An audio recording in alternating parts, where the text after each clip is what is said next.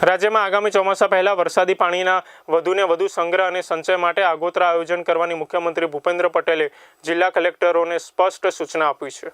જળ સંચય ક્ષેત્રે ગુજરાતની અગ્રેસરતા જાળવી રાખવા જળ સંચય જનભાગીદારી 2.0 અભિયાનને મિશન મોડમાં અમલમાં મૂકવા માટે તેમણે ભાર મૂક્યો.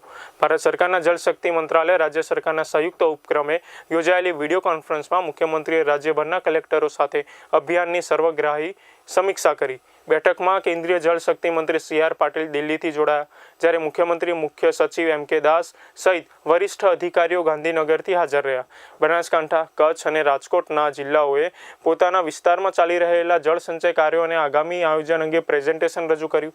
મુખ્યમંત્રીશ્રીએ જણાવ્યું કે વડાપ્રધાન નરેન્દ્ર મોદીની કેચ ધ રેઇન અભિયાનથી પ્રેરણા લઈ ગુજરાત વધુ સક્ષમ બન્યું છે. વરસાદી પાણીના સંચય માટેના કાર્યો ભવિષ્ય દ્રષ્ટિ સાથે હાથ ધરવા તેમણે કલેક્ટરોને પ્રેરિત કર્યા. તેમણે જિલ્લાઓ વચ્ચે હેલ્થી સ્પર્ધાનું વાતાવરણ ઊભું કરવા તેમજ જ્યાં કામ ઓછું થયું હોય ત્યાં વધુ ગતિ લાવવાનો આગ્રહ કર્યો.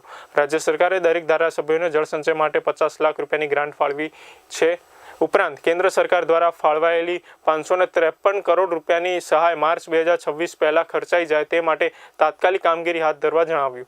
અભિયાનના પ્રથમ તબક્કામાં રાજ્યમાં 1.33 લાખથી વધુ જળ સંચય કાર્યો પૂર્ણ થયા છે, જેમાં rain water harvesting, recharge tube well, તળાવો ઊંડા કરવા સહિતના કામો છે. આગામી 31 મે 2026 સુધી દેશમાં 1 કરોડથી વધુ જળ સંગ્રાહક સ્ટ્રક્ચરો ઊભા કરવાનું લક્ષ્યાંક નક્કી કરાયો છે.